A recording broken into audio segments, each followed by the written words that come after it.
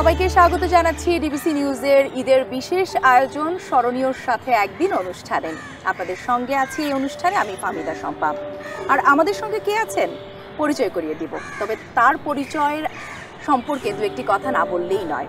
1954 সালে জামালপুর জেলার ইসলামপুর থানার প্রত্যন্ত গ্রাম হারিয়াবাড়ি গ্রামে জন্ম নেওয়া ছেলেটি আজ এশিয়া উপমহাদেশের অন্যতম প্রথিতযশা মেডিসিন বিশেষজ্ঞ। সাধারণ মানুষের চিকিৎসা করবেন বলেই মা বাবার ইচ্ছাতে এসেছিলেন ডাক্তারি পেশাতে, করেছেনও তাই। সাধারণ মানুষের চিকিৎসক হিসেবে খ্যাত এই ব্যক্তি আজ আস্থা অর্জন করেছেন প্রধানমন্ত্রীর ব্যক্তিগত চিকিৎসক হিসেবে। চলুন দর্শক, পরিচয় করিয়ে দিতে চাই আমাদের আজকের অতিথির সঙ্গে। এমিরেটাস অধ্যাপক ডাক্তার ABM আব্দুল্লাহ আছেন আমাদের সঙ্গে। ঈদ মোবারক স্যার আপনাকে। ধন্যবাদ আপনাকে, শুধু দর্শকদের শুভেচ্ছা জানাই, স্বাগত জানাচ্ছি। জি, যেটি বলছিলাম, চিকিৎসকদের সম্পর্কে একটি কথা প্রচলন আছে, সেটি হচ্ছে যে কোনো চিকিৎসকের অর্ধেক কথাতেই নাকি রোগীরা ভালো হয়ে যান। আপনি একজন এত বর্ণাঢ্য জীবন আপনার চিকিৎসা সেবাতে, আপনিও কি এই কথাটার সঙ্গে একমত? একমত তো বটেই, কারণ এটা তো মানুষের সাইকোলজিক্যাল ব্যাপার আছে। তো মানুষের আচার আচরণ, কথাবার্তায় লোকজন যদি ভালো গ্রহণযোগ্যতা পায়, ভালো লাগে, তাহলে এটা হতে পারে। এমনকি আপনি জানেন যে মাননীয় প্রধানমন্ত্রী কিন্তু প্রায়ই বলেন, ডাক্তারদের বিশিষ্ট অনেক অনুষ্ঠানে প্রায়ই বলতেন যে ডাক্তারের সঙ্গে কথা বলতে 50% রোগী অর্ধেক ভালো হয়ে যায়। এটা কিন্তু আসলে কথাটা সত্য। এতে মানুষের হয় কি, একটু যে কথার আদান প্রদান, এর মাধ্যমে একটা আস্থা অর্জন হয়। আস্থা অর্জন হলে লোকের যদি একটা বিশ্বস্ততা, আস্থা এসে যায়, তাহলে সে তাহলে ভালো বোধ করে ভালো হয়ে যায়। এটা সত্যই, কথা সত্য, আমি একমত। কিভাবে আসলে এই চিকিৎসক হলেন? শুধু চিকিৎসকই হলেনই না, একেবারে সাধারণ মানুষের চিকিৎসক হয়ে গেলেন।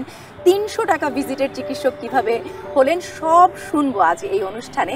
তবে যেহেতু কোরবানির ঈদের সময় আপনার সঙ্গে কথা হচ্ছে, একটু ঈদ প্রসঙ্গে শুনে আসতে চাই। অবশ্যই স্যার, এখনো কি হাটে যে গরু কেনা হয় বা কোরবানির পশুটিকে নিজে কিনতে পছন্দ করেন কিনা? আসলে তো আগে তো গ্রামে ছিলাম, সেটা খুব সহজ হতো। গ্রামে যেতাম ঈদের সময়, 2-4 দিন বিভিন্ন হাট ঘুরতাম, বিভিন্ন গরু দেখতাম, সাইজ, রং টং কেমন, মানে মোটা তাজা কেনা, গোস্ত হবে কিনা, এরকম দেখতাম। তো এখন তো আর হয়ে ওঠে না, কারণ এখন তো বলতে পারেন যে সব মিলেই ব্যস্ততম জীবন। নিজে যাবো গরু কিনবো, এই সময় তো ম্যানেজ করা কঠিন হয়ে দাঁড়ায়। এছাড়া বয়সেরও একটি বিষয় থাকে, কিন্তু এই বয়সের চেয়ে যদি একটু পেছনে ফিরে যাই, ডাক্তার ABM আব্দুল্লাহ হওয়ার আগের সাধারণ যে আব্দুল্লাহ, একেবারে ছোটবেলাতে যদি একটু ফিরে যাই, তখন আসলে ঈদের আনন্দ কেমন ছিল? ঈদের আনন্দ বলতে যেটা মেইন করে, সেটা তো আমি তো গ্রামে অজপাড়া গায়ে তো আমার জন্ম, গ্রামে ধুলামাটির মধ্যেই কিন্তু আমার ওখানেই জন্ম, ওখানেই বড় হয়ে গেছি। আমার প্রাইমারি স্কুল, হাই স্কুল ওখান থেকেই পাস করছি। আনন্দ তো বটেই, কারণ আমাদের সময় ঈদ তো আর বর্তমান ঈদের মতো না, এখন তো যান্ত্রিক জীবন হয়ে গেছে। এখন তো পোলাপানেরও আনন্দ ফুর্তি অন্যরকম, যান্ত্রিক আনন্দ ফুর্তি। এই মোবাইল, ল্যাপটপ, অনলাইন, এইসবই তো পোলা, আমাদের টেলিভিশন, এইসব। সেটা গ্রামে গঞ্জে খেলতাম, আমাদের বন্ধুবান্ধব আত্মীয় স্বজন এগুলোর মধ্যে আসতো, খেলতাম, গরু কিনতাম, জবাই হতো। এবং আমার তো একটা অভ্যাস ছিল, নিজে গরুর চামড়া চলতাম, গোস্ত ভাগ করতাম, গরিব দুঃখীদের বেটে দিয়ে দিতাম। তারপর নিজের ঘরে আসে আমার মা ছিল, গোস্ত পাকাতেন, সবাই একসাথে বসে আনন্দ ফুর্তি করে খেতাম, বা বন্ধুবান্ধব আছে আশেপাশের লোকজনকে ডাকতাম। এখন এই দিনগুলো তো অনেকটা ধরেন কি বলবো, অতীত হয়ে গেছে। নিজের বয়স, ব্যস্ততা সব কিছু মিলে আগের মতো কিন্তু আর হয়ে ওঠে না। তবু চেষ্টা করি। স্যার, হাটে, গরুর হাটে গিয়েছেন ছোটবেলায়, এমন মজার কোনো, যেমন বলা যায় অনেকেই গরুর হাটে যে গরুর গুঁতো খেয়েছেন, এমন আছে কারো স্মৃতি? এমন মজার কোনো স্মৃতি আছে? এরকম ঠিক গুঁতো ঠিক খাই নাই, তবে খুব ঘুরে ফিরে দেখতাম আর কি। পছন্দসই গরু না হলে নিতাম না আর কি। দরকার পড়লে আমাদের এলাকায় তো অনেকগুলো হাট, মানে ওই সময় থানার, তো যদি পছন্দ না হয় তো দৌড়াদৌড়ি করতাম না আর কি। ঠিক গুঁতো খাই নাই আর কি, এটা সত্য। তো ভয় থাকতো, আর আমি খুব সাবধানে ছিলাম, তো গুঁতো খাওয়ার সুযোগ, গরু গুঁতো দেওয়ার সুযোগ পায় নাই আসলে আমার। জি স্যার, তাহলে এখন ঈদ কেমন কাটে? এখন ভালো কাটে, এখন অন্যরকম কাটে। তখনকার ছোটোবেলা বা এখনকার বয়সের সঙ্গে একটু অন্যরকম তো হবেই। এখনও কাটে, বিশেষ করে ঈদ বলতে দেখেন তো কোরবানির ঈদ এখনও। হ্যাঁ, গরু কিনতে, তবে আমি যদিও শহরে থাকি, আমি কিন্তু গরু কিনে গ্রামে দেই। আমি আমার গ্রামে যে বললেন যে আমার গ্রাম্য এলাকা হারিয়াবাড়ি গ্রামে, জামালপুর জেলায়, আমি গ্রামে দেই। এই কারণে যে এখন তো ঢাকা শহরে থাকে, কিছুটা ঝামেলাও তো হয়, কোরবানি কাটা ছেড়ে এগুলো হয়, যদিও এগুলো কোনো কঠিন না। আজকাল কিন্তু যে কষাইটা আছে বিভিন্ন, ইভেন অনলাইনেও তো আজকাল অনেক কিছু করা যায়। আমার ইচ্ছা হলো যে গ্রামের যারা একটু গরিব মানুষ, খেটে খাওয়া মানুষ, নিম্ন মধ্যবিত্ত বা এমন লোকও তো আছে যে হয়তো সারা বছর তারা খেতেও পারে না, একটা মাংস তো একটা প্রোটিন, এটাও পারে না, তাই না? আমার ইচ্ছা হলো যে আমি যেটুকু কোরবানি দেই লোকজনের মাঝে এটা বিলিয়ে দিই, আত্মীয় স্বজনের মাঝেও দেই, নিজের আত্মীয় স্বজন যাদেরকেও দেই তাদেরকেও দেই, তারা আসলে যাদের প্রাপ্য সেটাই। টার্গেট তো একটাই, যে মানে গোস্ত খাওয়া তো উদ্দেশ্য না, এটা ঠিক, বা আমি তো খেতেও চাই না, বেশি আর পারিও না তো না, তাই না? আমি পুরো মাংসটাই কিন্তু লোকজনের মাঝে বিলিয়ে দিই আর কি। এটির মধ্যে আমার আনন্দ, এটির মধ্যে আমার শান্তি। আমি মনে করি যে অন্তত যে কটা লোককে পারলাম অন্তত একটু মাংস যদি বিলাইতে পারি, আমার কাছে এটাই ভালো লাগে। নিজে খাওয়ার চা নিজে কতই খাবো, 1-2 পিসে তো খাওয়া হয় আর কি, আমি বিলে দিতেই পছন্দ করি আমি আসলে। স্যার, চিকিৎসক তো হয়েছেন মা বাবার ইচ্ছাতে, যদি মা বাবার ইচ্ছাতে চিকিৎসক না হতেন তাহলে নিজের ইচ্ছায় কি হতেন? না, আমার জন্ম তো পাকিস্তান আমলে, স্বাধীনতা সংগ্রামের 1971 সালে আমি কিন্তু ইন্টারমিডিয়েট ছাত্র, আমি ঢাকা কলেজে পড়ি আর কি। তো ওই সময় তো চিন্তাধারা একটু অন্যরকম ছিল। আমার চিন্তাধারা আমি বড় একটা অফিসার হবো আর কি। ওই সময় পাকিস্তান আমলে বড় অফিসার বলতে সিএসপি অফিসার, সিএসএস একটা পরীক্ষা ছিল, পাশ করে সিএসপি হইতো, এরাই কিন্তু বড় বড় পোস্টে থাকতো। তৎকালীন মহকুমা আসলে এসডি হইতো, জেলা লেভেলে সমতুল্য, কিন্তু ওই সময় ওটা দাপট একটু অন্যরকম ছিল আর কি। ওই সময় তো আরও অন্যরকম। তো আমি ইচ্ছা ছিল একটা বড় অফিসার হবো আর কি। অফিসার হইলে এখন যেটাই হই, বড় অফিসারের মধ্যে একটা মজাও আছে। স্বাধীনতার পর আবার তখন চিন্তাধারা বদলে গেল, তখন তো বাংলাদেশ সদ্য স্বাধীনপ্রাপ্ত দেশ। তো ইন্টারমিডিয়েট পরীক্ষা দিলাম, পাশ করলাম, তখন ভর্তি হতে পাশ করার পরেই মেডিকেল যাবো না ইউনিভার্সিটি বা এরকম মনে হলো।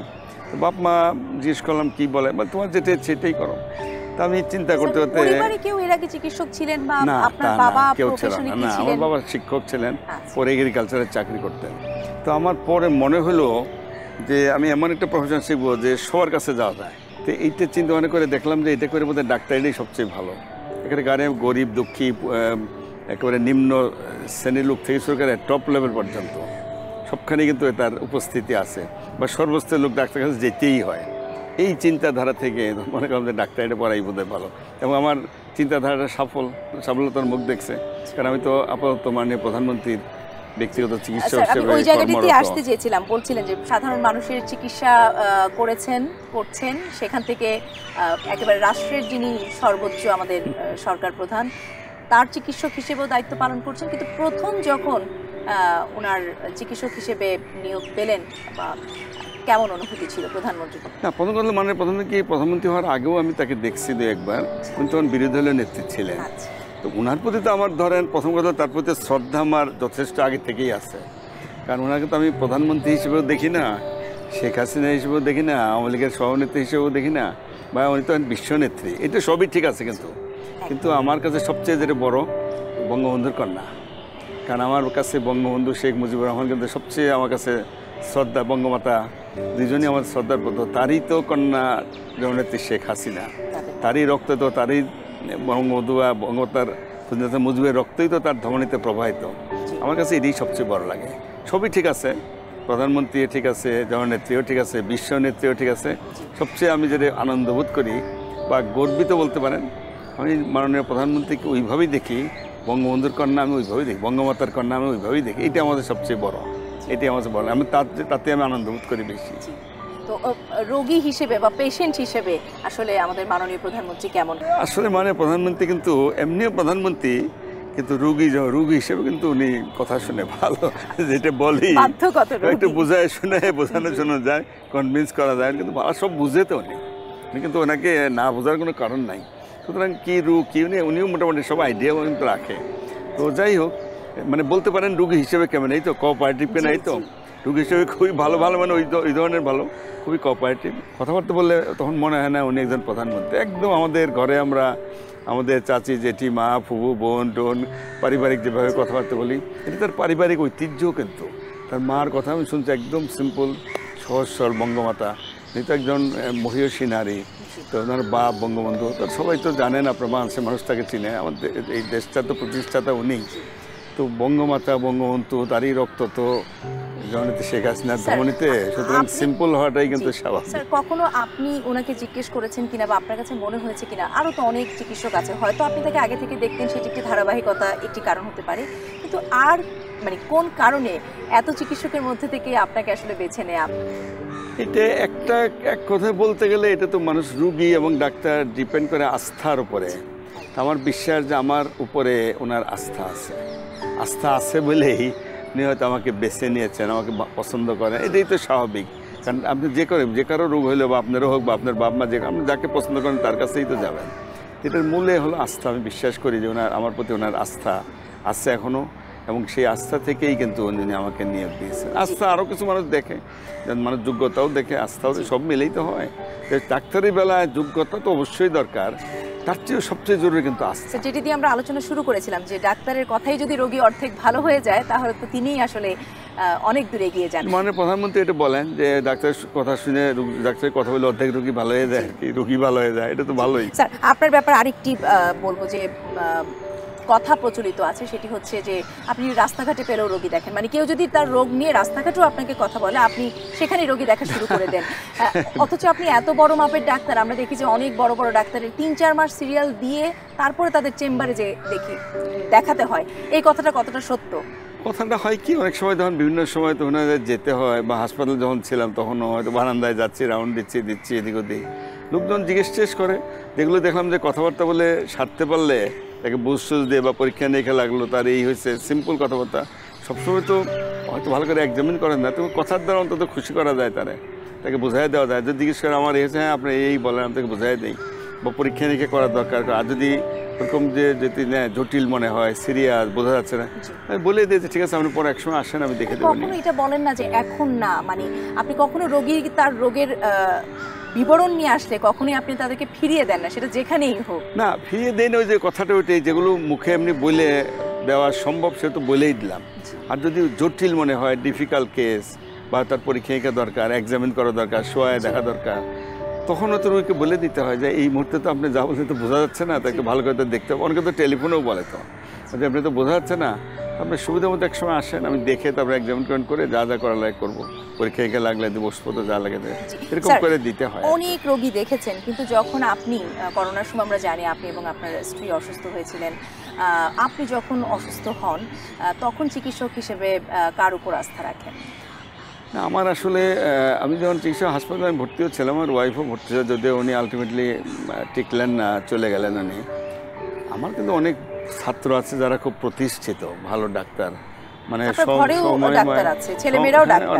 সমমহিমায় বলতে পারেন, তাদের উপরে আমার যথেষ্ট আস্থা আছে। আমার মেয়েও যেমন ডাক্তার, আমার ছেলেও ডাক্তার, মেয়ের জামাইও ডাক্তার, সে এখন সহকারী অধ্যাপক, মেয়েটাও পোস্ট গ্রাজুয়েশন পড়াশোনা করছে। সুতরাং ডাক্তার ফ্যামিলি বলতে পারেন। আমাদের ফ্যামিলিতে এখন 4 জন ডাক্তার, আমি, মেয়ের জামাই, ছেলে, সবাই ডাক্তারই বলতে পারেন। সুতরাং তারাও দেখছে, তারাও যদি প্রয়োজন মনে করে সিনিয়র কারোর সঙ্গে ডিসকাস করে, কথাবার্তা বলে, অসুবিধা হয় নাই তেমন আর কি।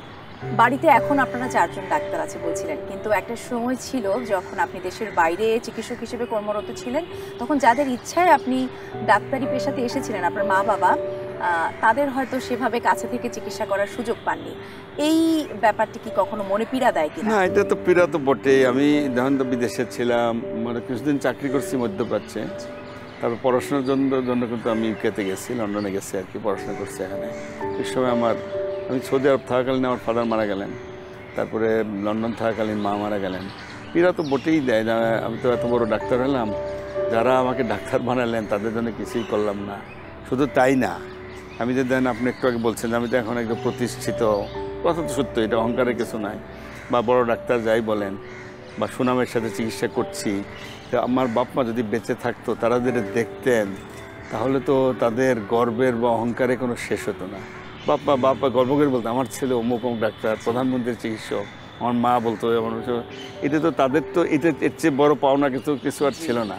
তো সেই সুযোগ তো আল্লাহ তাআলা দেন না, এটা তো হায়াত মওত আল্লাহ তাআলার হাতে। কিন্তু আপনার যে পাওনা সেটা কিন্তু আপনি বুঝে পেয়েছেন, বাবা মার যে নিশ্চয়ই দোয়া সেটি আপনার সঙ্গে আছেন, আর সে কারণেই কিন্তু নিশ্চয়ই আজকে প্রতিষ্ঠার এই শেখরে আছেন। অবশ্যই সেটা ঠিক আছে, কিন্তু তারা দেখে যেতে পারলেন না আর কি। বাপ মা তারা দেখতে পারলে তাহলে আমার আনন্দটা বোধহয় আরেকটু পূর্ণ হতো আর কি। জি, আমরা আরো শুনবো আপনার জীবনের গল্প, তবে একটি বিরতি থেকে ঘুরে আসতে চাই। অবশ্যই। দর্শক, স্মরণীয়র সাথে একদিন অনুষ্ঠানে সময় হয়েছে একটি বিরতির, আমাদের সঙ্গেই থাকুন, ফিরছি একটু পরে।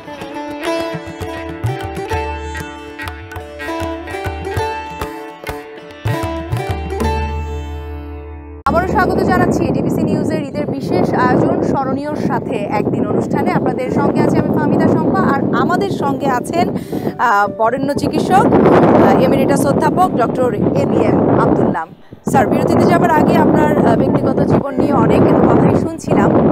এবার একটু আপনার ব্যক্তিগত যে সাফল্যগুলো আছে সেই বিষয়ে জানতে চাই। অনেক পুরস্কার পেয়েছেন দেশে বিদেশে, কি বলবেন সেগুলোর ব্যাপারে? আসলে পুরস্কারটা তো হলো কি, এটা কার্যের স্বীকৃতি। আমি কাজ করছি, গ্রহণযোগ্যতা পেয়েছে, ভালো হয়েছে এবং সেটার স্বীকৃতি। আমি অনেকগুলো পুরস্কার কিন্তু পেয়ে গেছি এই পর্যন্ত, প্রায় ধরেন 16-17টা হয়ে গেছে। 21 পদক আছে, 21 পদক পেয়ে গেছি। UGC অ্যাওয়ার্ড, এটাও কিন্তু একটা প্রেস্টিজিয়াস আপনি অ্যাওয়ার্ড। প্রথম, আমি যদি ভুল না করে থাকি, এমিরিটাস অধ্যাপক। সেটাও একটা ইম্পর্টেন্ট। আমি এমিরিটাস অধ্যাপক হিসেবে নিয়োগপ্রাপ্ত হলাম। তারপর বাংলা একাডেমির কিন্তু দুটো পুরস্কার আছে। একটা হলো বাংলা একাডেমির ফেলোশিপ, এটাও কিন্তু প্রেস্টিজিয়াস। একটা হলো মেহের কবির বিজ্ঞান পুরস্কার, এটাও কিন্তু বাংলা একাডেমি থেকে আমাকে দেওয়া হয়েছে, এটাও ইম্পর্টেন্ট। একটা হলো কতগুলো আজীবন সম্মাননাও পেয়েছিলাম, দেশ টিভি থেকে আজীবন সম্মাননা দিছে। সবচেয়ে ইম্পর্টেন্ট মনে হয় আমার কাছে, যেটা যে কারণে আমার কাছে ভালো লাগে, সেটা হলো আমার কাজের স্বীকৃতি। অর্থাৎ আমি কাজ করে যাচ্ছি, কাজগুলো ভালো হয়ে গেছে, মানুষের মধ্যে, জনগণের মধ্যে বা যারা প্রতিষ্ঠান তাদের কাছে গ্রহণযোগ্যতা পেয়ে গেছে বললেই তো আমি পুরস্কৃত হয়ে গেছি। আমার কাছে অবশ্যই এগুলো বিশাল অর্জন। আর 300 টাকা ভিজিট নেন এই যুগেও এসে, কারণ যখন আপনার চেয়েও অনেক আপনার সমসাময়িক অনেক চিকিৎসক বা বিশেষজ্ঞ চিকিৎসকরা 1500-2000 টাকা পার হয়ে গেছে যাদের ভিজিট, সেই আমলেও আপনি 300 টাকায়। এইটা কেন করেছিলেন? যার যার ইচ্ছার উপরে নির্ভর করে। তো আমার টার্গেট তো হলো যে জনগণের সেবা আমি এমনভাবে নেই যাতে গরিব লোক, নিম্ন আয়ের লোক, নিম্ন মধ্যবিত্ত লোক, তাদের যেন খুব তাদের উপরে জুলুম না হয় বেশি আর কি। তার মানে পুরো জীবন দর্শনে এই যে সাধারণ মানুষের কাছে যাওয়া, তাদের কথা চিন্তা করা, তারা যেন সেবাটা পায় ভালো, ওইটাই টার্গেট আমার আর কি, ওইটাই টার্গেট। ওইটা নিয়েই পাচ্ছে। আমি মনে করি যে এই ব্যাপারে আমি সাকসেসফুল, আমি তৃপ্ত। আমি টাকা আল্লাহ তাআলা তো অনেক দিচ্ছে আমাকে, চললে গেলেই তো একটা মানুষের কত দরকার, খুব তো বেশি দরকার নাই, যা প্রয়োজন থাকা খাওয়া, একটু ভালো থাকা, তারপরে পেটের চাহিদা। আর কত মানুষ যারা ইনকাম করবে, মনের চাহিদাই বেশি। শুধু দেশের সাধারণ মানুষকে চিকিৎসা যে দিয়ে যাচ্ছেন ব্যাপারটা কিন্তু তা নয়। আপনার অর্জিত জ্ঞান পরবর্তীতে চিকিৎসকরা, চিকিৎসা শাস্ত্রে যারা আসবেন, পড়াশোনা করবেন, তাদের জন্যও কিন্তু আপনি রেখে যেতে চান। সেই লক্ষ্যে আপনি বই লিখছেন। এই বিষয়ে আপনার কাছ থেকে একটু শুনতে চাই। না, এটা হলো কি, আমি যখন ক্লাস নিতাম তখন তো মুষ্টিমেয় ছাত্র, ক্লাসে আর কতজন, 150-200 এরকম ছাত্র। তো পড়াতাম, ছেলেরাও খুব ভালো পছন্দ করতো। একসময় আমার মনে হলো যে আমি যে জ্ঞানটা দিচ্ছি মুষ্টিমেয় কিছু লোকের জন্য, আমি যখন থাকবো না, এই জ্ঞানটা যেন থেকে যায় বা ধরে রাখতে পারি, বা সারা দেশে এমনকি সারা পৃথিবীর মানুষের মাঝে যেন, মানুষ বলতে ডাক্তার বা ডাক্তার সমাজ যারা বা মেডিকেল স্টুডেন্ট যারা বা ডাক্তার যারা, তাদের মাঝে পৌঁছে দেওয়া যায়, এই চিন্তাধারা থেকে কিন্তু আমি বই লেখা শুরু করি। একটা বই লেখাতে দেখলাম বিপুল গ্রহণযোগ্যতা পেল। আমাদের দেশে প্রত্যেকটা ছেলে, মানে মেডিকেল স্টুডেন্টরা, আন্ডার গ্রাজুয়েট, পোস্ট গ্রাজুয়েট সবাই পড়ে, দেখি ভালোই গ্রহণ, ডাক্তারও পড়ে। এটার দিকে আরেকটা বই লেখলাম, এইভাবে লিখতে 7টা বই হয়ে গেল। পরে আরেকটা বই লিখলাম, তো দেখলাম যে বইগুলো মানে বিপুলভাবে জনগণের দ্বারা গ্রহণযোগ্যতা পেল, ডাক্তারদের যারা, বিশেষ করে মেডিকেল স্টুডেন্টের দ্বারা। আলটিমেটলি একটা সময়ে বইটা কিন্তু মানে আমাদের দেশের পরিমণ্ডল পার হয়ে আন্তর্জাতিক পরিমণ্ডলে কিন্তু চলে গেল, এবং দেশের বাইরের মেডিকেলের স্টুডেন্টরাও কিন্তু আপনার এই বইগুলো পড়ে। বইগুলো আলটিমেটলি বিদেশি কতগুলো পাবলিশার আছে, যেমন আমার দুটো বই LCVR বলে, এটা কিন্তু ইন্টারন্যাশনাল পাবলিকেশন, ব্রিটিশ জার্মান। এটার head office, south Asian head office কিন্তু দিল্লিতে। ওরা নিয়ে দিল্লি থেকে আমার বইটা পাবলিকেশন হয়। আরও 5টা বই ইন্ডিয়ান একটা বিখ্যাত পাবলিশার JP ব্রাদার্স বলে, ওরা 5টা বই নিয়ে ওরাও তারা পাবলিশ করলো। যে আমি আমার অর্জিত জ্ঞান আমি অন্তত বইয়ের মাধ্যমে রেখে যেতে পারলাম। ভবিষ্যৎ আমি যেদিন থাকবো না, ভবিষ্যৎ প্রজন্ম এইগুলো পড়ে এগুলো থেকে কিন্তু উপকৃত হবে। আমার টার্গেট হলো, যদি ভালো হয় তাহলে ছেলেরা পড়বে, ভালো ডাক্তার হবে, ভালো মানুষ হবে, এটাই কিন্তু আমার টার্গেট। আমি মনে করি সেদিক থেকে আমি সাফল্য অনেকটা বলতে পারি, আমার সাফল্য অনেকটাই অর্জিত হয়েছে। আরেকটা হলো, আমি সবসময় ওই লেখালেখি করি, সাধারণ মানুষের জন্য লিখি, সাধারণ রোগ সম্পর্কে, রোগ সম্বন্ধে সাধারণ মানুষকে কিছু জ্ঞান দেওয়ার জন্য, তাদেরকে সচেতন করে তোলার লক্ষ্য, সতর্ক করে তোলার লক্ষ্য, কি করবে, কি করলে কি হবে, এই ধরনের লক্ষ্যে। 2000 সালে যখন ডেঙ্গুর প্রকোপটি প্রথম দেখা দেয় তখন কিন্তু আপনার বেশ কিছু উল্লেখযোগ্য ইনিশিয়েটিভ ছিল, পদক্ষেপ ছিল চিকিৎসার ক্ষেত্রে, এবং যেটি পরবর্তীতে বিশ্বের অন্যান্য জায়গায়ও কিন্তু সেই কেস স্টাডি হিসেবে এগুলো নিয়ে তারাও চর্চা করছে। এই বিষয়ে একটু বিস্তারিত যদি বলতেন। প্রথম কথা হলো ডেঙ্গু তো হঠাৎ করে 2000 সালে আমরা কিন্তু অনেক ডেঙ্গু রোগের সম্মুখীন হয়ে গেছিলাম, প্রচুর রোগের। যদি এটা নতুন রোগ না, কিন্তু বাংলাদেশে মানে তৎকালীন পাকিস্তানে বলতে পারেন 1964 সনে প্রথমে একটা জ্বর পাওয়া যায়, অনেক রোগী জ্বরে আক্রান্ত হয়, কিন্তু কোনো কারণ পাওয়া যাচ্ছে না। তখন তো পরীক্ষা নিরীক্ষা হতো না, তখন কোনো কারণ না পায় তার নাম দিয়েছিল ঢাকা ফিভার, এটা আলটিমেট ছিল ডেঙ্গু। এই 2000 সনে আমি প্রথম অনেকগুলো কিন্তু দেখলাম রুগী, তখন আমার সন্দেহ হলো এটা বোধহয় ডেঙ্গু। এবং আমি প্রথম কিন্তু কেস রিপোর্ট করি পত্রিকায়, আমি কিন্তু লিখি যে বাংলাদেশে ডেঙ্গু কিন্তু হচ্ছে। ডেঙ্গুর তো স্পেসিফিক কোনো চিকিৎসা না দেওয়া নাই, সিমটোমেটিক সাপোর্টিভ, এবং অ্যান্টিভাইরাল কোনো ড্রাগও তো নাই যে ড্রাগ দিলে ভাইরাসটা মারা যাবে, ডেঙ্গু ভাইরাস তা তো নাই। সেজন্য আমি সিমটোমেটিক সাপোর্টিভের মধ্যেই আমি কিছু কিছু রোগীর বেলা, বিশেষ করে যাদের রক্তক্ষরণ হতো, প্লেটলেট কমে যেত, খুব সিরিয়াস শকে চলে যাচ্ছে, তখন কিন্তু আমি স্টেরয়েড ইউজ করি এবং তাতে দেখি রেজাল্ট কিন্তু খুবই ভালো, এবং অনেকেই এটা ইউজ করছে, যদিও এটা কন্ট্রোভার্সিয়াল, বিতর্কিত। তা আমি মনে করি ইভেন অনেকে একসময় 2000 সনে রক্তের প্লেটলেট কমে গেলে সমানে প্লেটলেট দিত, আমি কিন্তু প্লেটলেটও দিতাম না। আমি দেখলাম যে স্টেরয়েড দিলে প্লেটলেটও পারে, এটা একটা ভালো জিনিস। এই যে আপনার এই পদ্ধতিটি আপনি বের করলেন, এটিও নিঃসন্দেহে এখনো যদি এটার কোনো, যেটি বলছিলেন যে গাইডলাইনে অন্তর্ভুক্ত হয়নি, কিন্তু একটি সাফল্য হিসেবে আমরা ধরতে চাই, এবং এটি তো এখন অন্য আর কোথায় কোথায় ব্যবহার পৃথিবীর অনেক দেশেই ব্যবহার করছে, আমার দেশে অনেকে ব্যবহার করে বলে না। তো যেহেতু জিনিসটা বিতর্কিত, কন্ট্রোভার্সিয়াল, সবাই একবাকে, অনেকে এগেইনস্টও বলে, অনেকে বলে এটা ক্ষতি করে বেশি। তা আমার কাছে এটা মনে হয়, যাই হোক, যেহেতু ব্যাপারটা বিতর্কিত, এই জন্যই হয়তো গাইডলাইনে আসে নাই। তো ভবিষ্যতে হয়তো আরও আসবে, যে হারে ডেঙ্গু বেড়ে যাচ্ছে, যে হারে মানুষ খারাপ হয়ে যাচ্ছে, একটা পর্যায়ে কিন্তু এগুলো ব্যবহার সবাই করবে, করছে অলরেডি, আরও করবে। আমি মনে করি যে এটা ব্যবহার করা উচিত। যখন রোগী সিরিয়াস হয়, জটিল হয়, শকে চলে যায়, কারণ রোগী শকে চলে গেলে আর মরেই যাচ্ছে, ওই সময় দিয়ে তো লাভ নাই। যদি আগেই ব্যবহার করা যায়, যাতে রোগী শক পর্যায়ে না যায়, তাহলে কিন্তু অনেকটা উপকার হয় বলে আমার বিশ্বাস। আমি মনে করি এটা করা উচিত।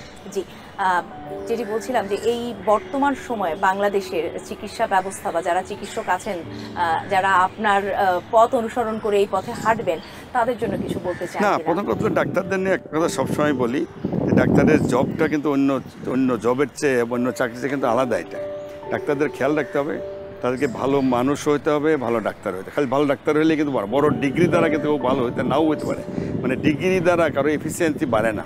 আমি সবসময় একটা কথা বলি, degree will not make you efficient. সুতরাং ডিগ্রি অবশ্যই লাগবে, কিন্তু তার সঙ্গে ভালো মানুষও হইতে হবে, রোগের গ্রহণযোগ্যতা হবে। রুগী আর সবসময় মনে রাখতে হবে, আমি শুধু রোগের কিন্তু চিকিৎসা করি না, আমি কিন্তু মানুষটার চিকিৎসা করি। এই ব্যাপারটা কিন্তু ডাক্তারদের খেয়াল রাখতে হবে, কারণ ডাক্তারদের বিরুদ্ধে অভিযোগের তো শেষ নাই। রুগীর দেখবেন সারা দেশে রুগীদের কত অভিযোগ, ডাক্তাররা ভালো করে দেখে না, ভালো করে কথা বলে না, গায়ে হাত দেয় না, গেলে এক গাদা টেস্ট লিখে দেয়, পার্সেন্টেজ খায়। এই যে অভিযোগগুলো, এগুলো কিন্তু সবার বেলায় সত্য নয়, কিন্তু অনেকের বেলায় সত্য, কিন্তু গালি এটা কিন্তু ঢালাওভাবে সব ডাক্তারের উপরেই পড়ে। সেজন্য আমি মনে করি ডাক্তারদের বারবার বলি, রোগীর সঙ্গে তো সময় দিবে, কথা বলবে, ভালো করে দেখবে, কোনো প্রশ্ন করলে তাকে বুঝিয়ে দেবে। সব কিছু হয়তো রোগীকে বলা যায় না, অনেক সময় কিছু কিছু রোগ আছে রোগীকে বললে ভয় পাবে, তার আত্মীয় স্বজন বাপ মায়েদেরকে বোঝাই দিতে হবে। তাহলে এই যে আস্থাহীনতা বা ডাক্তার রোগীর মাঝে দূরত্ব তৈরি হচ্ছে দিন দিন, এটি কিন্তু কমে আসবে, কমানো উচিত। কারণ আমাদের সবচেয়ে জরুরি রোগীর আস্থাকেই ধরে রাখতে হবে। কারণ আমরা কিন্তু অনেক ভালো ডাক্তার আমার দেশে আছে, অনেক ভালো ভালো চিকিৎসা, অনেক স্পেশালিস্ট আছে, এবং সব ধরনের চিকিৎসা কিন্তু আমার দেশে হয়। এই যে হার্টের বলেন, রিং লাগানো বাইপাস, লিভার বলেন, কিডনি বলেন, নিউরো বলেন, চোখ বলেন, মেন্টাল ইস্যু, বক্ষব্যাধি, সব এবং সার্জারির কত রকম সব কিছু আমার দেশে হয়। তারপরেও মানুষের মধ্যে মনে হয় একটা অপ্রাপ্তি রয়ে গেছে। আমি মনে করি এই অপ্রাপ্তির দূর করে, কারণ আমাদের দেশটা ছোটো তো, অনেক রুগী তো, মানুষের যা প্রত্যাশা সেই অনুযায়ী প্রাপ্তি হয়তো অতটা পায় না, সেই জন্যই মানুষের মধ্যে হতাশা জাগে। তারপর আমি বলবো সেটা দূর করবার জন্য বা আপনি কিন্তু চমৎকার একটি কথা এরই মধ্যে বলে ফেলেছেন যে শুধু বড় ডিগ্রিধারী ডাক্তার হলেই হবে না। আপনি আপনার জীবনে যেটা অনুসরণ করেছেন যে একেবারে সাধারণ মানুষের কতটা কাছে থেকে যে সেই রোগীটিকে সেবা দেওয়া যায়, সেই পথটি যদি ডাক্তাররা অনুসরণ করতে পারেন, তাহলে নিশ্চয়ই আমাদের দেশে আরো অনেক আমরা ডাক্তার ABM আব্দুল্লাহ পাবো। আরেকটি বিরতির সময় সেটা সত্য, কিন্তু তারপর আমি বলবো যে আমাদের আস্থাটা ফিরে আনা খুবই জরুরি। যদি আস্থা আনতে পারি, কারণ আমাদের যোগ্যতা দক্ষতার কোনো অভাব নাই, তাহলে যে বাইরে যাওয়া, বিদেশে যায় অভিযোগ, এই ধরনের অভিযোগগুলো কিন্তু আস্থা ফিরিয়ে আনার দায়িত্বটা কি আসলে ডাক্তারদেরকেই নিতে হবে? তার প্রধান, যেহেতু ডাক্তারের সঙ্গে রোগীর সম্পর্ক, ওই ডাক্তারকেই নিতে হবে, এটি তারই দায়িত্ব, এটা কেউ তো দিতে পারবে না, তাকে নিজেকেই নিতে হবে, অর্জন করে নিতে হবে এটা। আর আস্থা তো অটোমেটিক্যালি আসে না, অর্জন করতে হয়। এবং অর্জনের জন্য যা যা করা দরকার এগুলো করতে হবে। জি, আমরা আরো শুনবো আপনার জীবনের অজানা গল্পগুলো, তবে আরেকটি বিরতির সময় হয়েছে। দর্শক, স্মরণীয়র সাথে একদিন অনুষ্ঠান থেকে নিচ্ছে আরো একটি বিরতি। ফিরবো আবারও ডাক্তার ABM আব্দুল্লাহকে সাথে নিয়ে, আমাদের সঙ্গেই থাকুন।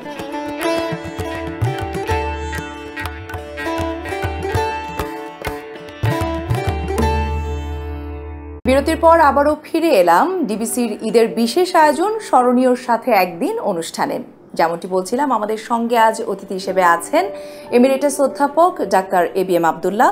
তার জীবনের অনেক গল্পই শুনছিলাম, তার সাফল্য, সাধারণ থেকে অসাধারণ হবার গল্প। তারও আগে একটু জানতে চাই, অবসর কিভাবে কাটেন? ডাক্তারদের অবসর বলতে কিছু নাই, কম বেশি কাজকর্ম তো করতে, কাজ তো একটাই, রুগী দেখা আর কি। তা আমি অবসর সময় যদিও রুগী বেশি দেখি না, মাঝে রুগী দেখতে হয়, চেম্বারের মাঝে যেতে হয়। এছাড়া যেন আমার লেখালেখির অভ্যাস কিন্তু আছে। আমি বাংলায় বিভিন্ন সময় লিখি, সাধারণ মানুষকে রোগ সম্বন্ধে জানানো, প্রতিকার এগুলো তাদেরকে একটু মানে সচেতন করে তোলার লক্ষ্যে। প্লাস আমার বই তো অনেকগুলো বই, মেডিসিন রিলেটেড অনেকগুলো বই, কিন্তু ওগুলো 2-3 বছর পর এডিশন চেঞ্জ করতে হয়, সেগুলোও লিখতে গেলে আবার পড়তে হয় অনেক।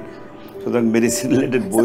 ছোটবেলা থেকে যে পড়ুয়া স্বভাবটি ছিল সেটি এখনো আছে, কিন্তু এর বাইরে আমরা আপনার আরেকটি হবি যদি বলি বা শখ যদি বলি, হিন্দি সিনেমা বা সিনেমা দেখতে কিন্তু আপনি অনেক পছন্দ করেন। প্রিয় নায়ক নায়িকার তালিকাতে কি আছে? সিনেমা দেখতে আগে তো দেখতামই, যখন স্টুডেন্ট লাইফে, ধরেন হাই স্কুল, তখন তো এত আধুনিক এত সিনেমাটা অত বেশি ছিল না, গ্রামে গঞ্জে থাকতাম।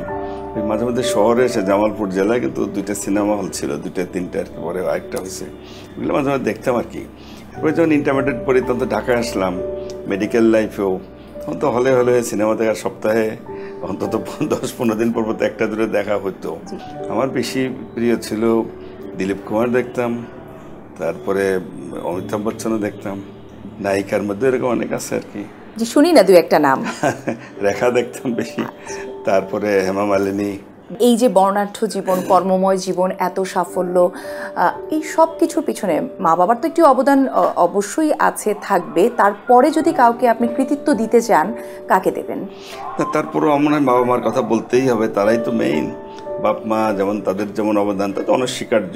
তবে আমার শিক্ষক মণ্ডলী অনেকেই কিন্তু আমার অবদানের পিছনে, তারাও কিন্তু তাদের মানে তাদের যে দান, অবদান, এটা কিন্তু স্বীকার করতেই হয়। অনেক আমার টিচার ছিলেন সরাসরি, আমাদের যেমন জাতীয় অধ্যাপক প্রফেসর নুরুল ইসলাম স্যার ছিলেন, প্রফেসর এম এ কাদি ছিলেন, professor Moniruddin Ahmed, professor Yusuf Ali, professor Waliullah, এনারা কিন্তু বিখ্যাত টিচার ছিলেন। চিকিৎসা শাস্ত্রে আপনি কাকে আইডল মনে করেন? আরেকটা কথা বাদ পড়লো, সেটা হলো আমার এই অবদানের পিছনে আমার ওয়াইফের কথা তো বলতেই হবে আর কি, তার স্যাক্রিফাইসটা সবচেয়ে বেশি। চিকিৎসা শাস্ত্রে এই যে আপনার এখন এত মেডিসিন বিশেষজ্ঞ হিসেবে সাফল্য, সেক্ষেত্রে আপনার কোনো আইডল কেউ আছে কিনা বা ছিল কিনা? আইডল দেশে যেমন আমি যেমন বললাম, আমাদের ছিলেন জাতীয় অধ্যাপক প্রফেসর নুরুল ইসলাম স্যার, উনি আমার খুব প্রিয় টিচার, আমাকে উনি পছন্দ করতেন। আরেকজন টিচার ছিলেন যেমন আমি সরাসরি কাজ করতাম, প্রফেসর মনিরুদ্দিন আহমেদ, ওনারা অবশ্য প্রয়াত, আমি তাদের স্মৃতির প্রতি গভীর শ্রদ্ধা জানাচ্ছি। প্রফেসর GM চৌধুরী স্যার ছিলেন, প্রফেসর অলিউল্লাহ স্যার ছিলেন, তারপর প্রফেসর ইউসুফ আলী স্যারের কথা বললাম, উনিও ছিলেন আর কি। তারপর আমি যখন তৎকালীন IPGMR বা বঙ্গবন্ধু শেখ মুজিব মেডিকেল বিশ্ববিদ্যালয়ে আমি জয়েন করি, প্রফেসর MN আলম স্যার, আমি সরাসরি ওনার আন্ডারেই ছিলাম আর কি। তার কাছে অনেক কিছু শিখতে পারছি, কিন্তু এগুলি দিয়েই কিন্তু এখন চলছে আমাদের। বাংলাদেশ আসলে চিকিৎসা বিজ্ঞানে অনেক দূর এগিয়েছে, আমরা জানি। অনেক ভালো ভালো মেধাবী চিকিৎসকও আমাদের আছে। আপনার দৃষ্টিতে সবচেয়ে বড় সাফল্য কোনটিকে মনে হয়? ছোট দেশ, মানুষ তো বেশি, সেই জন্য রুগীও তো বেশি, সেই একটা সমস্যা কিন্তু আমাদের রয়েছে। যার জন্য প্রবলেম হয় কি, আমাদের ডাক্তাররা আছে অনেক ব্রিলিয়েন্ট মেধাবী ডাক্তার, পৃথিবীর অনেক দেশে যা আছে এরকম তাদের সাথে তুলনা করার মতো ডাক্তার কিন্তু আমাদের আছে, সব স্পেশালিস্টই।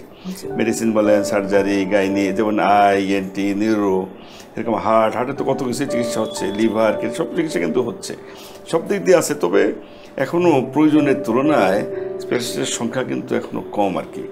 যার জন্য যেটা প্রবলেম হয়, জনগণের যা প্রত্যাশা সেই অনুযায়ী প্রাপ্তিটা কিন্তু অতটা হয়তো হয় না আর কি। এই জন্য মানুষের মধ্যে কিছুটা অসন্তোষ কিন্তু রয়ে গেছে। তারপরেও বলবো যে আমাদের চিকিৎসার দিকটা আমরা কিন্তু অনেক এগিয়ে গিয়েছি বলেই কিন্তু দেখবেন আমাদের গড়াই কিন্তু বাড়ছে, 72.8, মেয়েদের একটু বেশি 73, পুরুষদের একটু কম, এগুলো তো হচ্ছে। এছাড়া ধরেন আমাদের যত রকমের সারা পৃথিবীতে সব চিকিৎসা কিন্তু আমাদের দেশে হয়। যেমন হার্টে রিং লাগানো বলেন, বাইপাস করবেন, লিভারে বলেন, কিডনি তো ট্রান্সপ্লান্ট থেকে শুরু করে সবই তো হচ্ছে আমাদের। নতুন অনেক হাসপাতাল হয়ে গেছে। একটা জিনিস বলতেই হয়, আপনি জানেন যে কমিউনিটি ক্লিনিক, এটা তো একটা বিশাল অর্জন আমাদের জন্য। এবং এই কমিউনিটি ক্লিনিকে আপনার এই যে জাতিসংঘে একটা প্রস্তাবনা পাস করছে এই কমিউনিটি ক্লিনিক নিয়ে, ওটার নাম হলো শেখ হাসিনা ইনিশিয়েটিভ। এটা একটা বিশাল, এটা রোল মডেল সারা পৃথিবীর জন্য। চিকিৎসা খরচটার ব্যাপারেও আসলে অনেক সময় বলে যে মধ্যবিত্তেরও নাগালের বাইরে চলে যায়। সেটাও সত্য। তারপরে বলবো যে আমাদের দেশে অনেক চিকিৎসা কিন্তু হচ্ছে, যেটা আমি একটু আগে বললাম, হার্টের আধুনিক চিকিৎসা হচ্ছে, কিডনি, লিভার, নিউরো, চোখের আমাদের চক্ষু ইনস্টিটিউট আছে, এটাও তো সুন্দর অর্জন আমার জন্য। তারপরে বক্ষব্যাধি বলেন, মানসিক রোগের জন্য যা দরকার সবই কিন্তু কম বেশি হচ্ছে। তারপরে বলতে যে এটা সীমিত আকারে আরও বাড়াতে পারে। ইভেন খুব তাড়াতাড়ি দেখবেন আমাদের দেশে একটা যে বঙ্গবন্ধু শেখ মুজিব মেডিকেল বিশ্ববিদ্যালয়, এটা তো আধুনিক মানের একটা হসপিটাল, সুপার স্পেশালাইজড যেটা হচ্ছে, এটাও হচ্ছে। এবং বঙ্গবন্ধু শেখ মুজিব বিশ্ববিদ্যালয় মানে এটা ওয়ার্ল্ডের অন্য যে কোনো বিশ্ববিদ্যালয়ের সঙ্গে এটা কিন্তু আপনি ওদেরকে বলতে পারেন যে অনুকরণযোগ্য। এখানে কিন্তু আধুনিক চিকিৎসা সবই হচ্ছে। স্পেশালাইজ যে হসপিটাল, এটাও আধুনিক চিকিৎসা সব শুরু হয়েছে। এটা মাত্র তো হলো, এটা আরও 4টে মেডিকেল বিশ্ববিদ্যালয় কিন্তু হচ্ছে।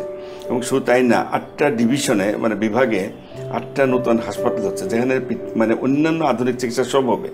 কিডনি বলেন, ক্যান্সার, হার্ট, সবগুলো, কিডনি ট্রান্সপ্লান্টেশন সবই হবে। এটা আলোর মুখ খুব তাড়াতাড়ি দেখবে। সেই জন্য তো আমাদের ম্যান পাওয়ারও, মানে চিকিৎসা ক্ষেত্রে ম্যান পাওয়ারও তো দরকার। সেটা কি দরকার? আমাদের স্পেশালিস্ট অবশ্যই বাড়াতে হবে। ম্যান পাওয়ার হচ্ছে, যেমন বঙ্গবন্ধু শেখ মুজিব মেডিকেল বিশ্ববিদ্যালয়, বাংলাদেশ BCPS বলে, কলেজ অফ ফিজিশিয়ান, এখান থেকে স্পেশাল কিন্তু বের হচ্ছে। এবং অন্যান্য অনেক sub speciality, kidney, liver, heart, gastro, চোখ, সবগুলো কিন্তু কম বেশি হচ্ছে। সব স্পেশালিটির মানুষগুলো কিন্তু রাজধানীতেই থাকতে চায়, কেউ কিন্তু সেই প্রত্যন্ত গ্রাম বলেন বা বিভাগীয় শহরগুলোতে অনেকে যেতে চায় না। যেতে চায় না আসলে, তো বলতে পারেন যে কিছুটা সুযোগ সুবিধার ব্যাপারে তো রয়ে গেছে। তারপর অনেকের ফ্যামিলি রয়ে গেছে, তাই না? ফ্যামিলির পড়াশোনা, ছেলে মেয়েদের, এগুলো মানুষ দেখতে চায়। বিভাগীয় তো কোনো প্রবলেম নেই, ইভেন জেলা সদরও কিন্তু অতটা প্রবলেম না। আপনি বলতে পারেন যে প্রান্তিক জনগোষ্ঠী বা গ্রামে গঞ্জে হয়তো যেতে চায় না বা যায়, তার ঠিক না, ডাক্তার কিন্তু যেতে চায়। কিন্তু প্রবলেমটা যেন উপজেলা লেভেলে কিন্তু ডাক্তার আছে, আরও সমস্যাও রয়ে গেছে। সবার তারা সিকিউরিটি চায়, তো ডাক্তারদের বেশি কিছু ডিমান্ড নাই, ভালো জায়গা, তার নিরাপত্তা, বিশেষ করে ধরেন মেয়েদের তো যেখানে যেখানে চালিত পোস্টিং দেওয়া যায় না, তার তো নিরাপত্তাও লাগবে। সুতরাং এই জিনিসগুলো যদি এনশিওর করতে চায়, তাহলে এনশিওর করা যায়, তাহলে ডাক্তাররা কিন্তু সার্ভিস দিতে প্রস্তুত। আমাদের ডাক্তার কিন্তু করতে চায়। কিন্তু নিজ যেই জন্মভূমিটা আপনার, যে এলাকাতে, গ্রামে আপনি, সেখানের জন্য বিশেষ কোনো পরিকল্পনা করেছেন কিনা তাদের জন্য? পরিকল্পনা ধরেন আমি আমার গ্রামের জন্য যতটুকু পারছি, আমার স্বার্থ কিছু করতে পারছি। আমি যেমন ধর্মীয় দিক থেকে বিবেচনা করলে আমি কিন্তু বাড়িতে একটা বড় দোতলা মসজিদ করছি, নিজের পয়সা, ব্যক্তিগত উদ্যোগে। অনেক একটা হাফিজিয়া মাদ্রাসাও আছে, সেটা বড়, অনেক ছাত্র এখানে, প্রায় 20 বছর হতে চললো। এখানে অনেকগুলো ছাত্র এবং আবাসিক, ওদের খাওয়া দাওয়া ফ্রি, ওখানে থাকে, পড়াশোনা করে। এই যে একটা মসজিদ করলাম, একটা মাদ্রাসা করলাম, একটা কমিটি, সব একই ক্যাম্পাসে, জনগণ কিন্তু কিছু সেবা পাচ্ছে। ধর্মীয় দিক থেকে বলেন বা যে কমিটির প্রতি দিনটি কিন্তু 50, 60, 100টা রোগী হয় করে, মানে বেসিক যে ট্রিটমেন্টগুলো তারা কিন্তু পাচ্ছে। স্যার, আগামীর কথা যেহেতু আসেন, আমরা একেবারে শেষ দিকে চলে এসেছি। জানতে চাই কর্মময় এই জীবনে আর কি কি স্বপ্ন আছে যেগুলোর জন্য বাকিটা সময় আপনি ব্যয় করতে চাইবেন? আমি তো ধরেন প্রথম কথা হলো যে ওই রুগী দেখার কম বেশি চালিয়ে যেতে চাচ্ছি, মানে মানুষের সেবা করা যতটুকু দরকার ডাক্তার সেবা জায়গায় তো করে যেতে হবে। লেখালেখির কাজগুলো আমি চালিয়েই যাবো। আমি যেমন অলরেডি অনেকগুলো বই আমার হয়ে গেছে, 7টা 8টা বই, মেডিসিন রিলেটেড, কিন্তু ইন্টারন্যাশনাল পাবলিকেশন, সব বিদেশ থেকে হয় এগুলো আর কি। পৃথিবীর অনেক দেশে বইগুলো পড়াশোনা করা কে চলেও। আর বাংলায় কিন্তু অলরেডি 2টে বই আমার বের হয়ে গেছে, 3য় বইটা আমি বের করতে চাচ্ছি। দেশের চিকিৎসা ব্যবস্থা দেখেছেন, মধ্যপ্রাচ্যে দীর্ঘদিন চাকরি সূত্রে ছিলেন, সেখানেও চিকিৎসা সেবা দিয়েছেন, উন্নত বিশ্বেও ছিলেন, লন্ডনেও ছিলেন, সেখানে ইংল্যান্ডেও পড়াশোনা করেছেন আপনি। এই যে সব কিছু দেখে বাইরে এখন ফ্রিকোয়েন্ট যাতায়াত হয়, সব কিছু মিলে একদম শেষ আমরা করতে যাচ্ছি এই প্রশ্নটি দিয়ে, দেশের চিকিৎসা ব্যবস্থাকে কোথায় দেখার স্বপ্ন আপনার? চিকিৎসা সেবা আমি মনে করি যে অলরেডি চিকিৎসা ব্যবস্থার মধ্যে এগিয়ে যাচ্ছি, কিন্তু আমাদের আত্মতৃপ্তির কোনো সুযোগ নেই, আরও এগিয়ে যেতে হবে।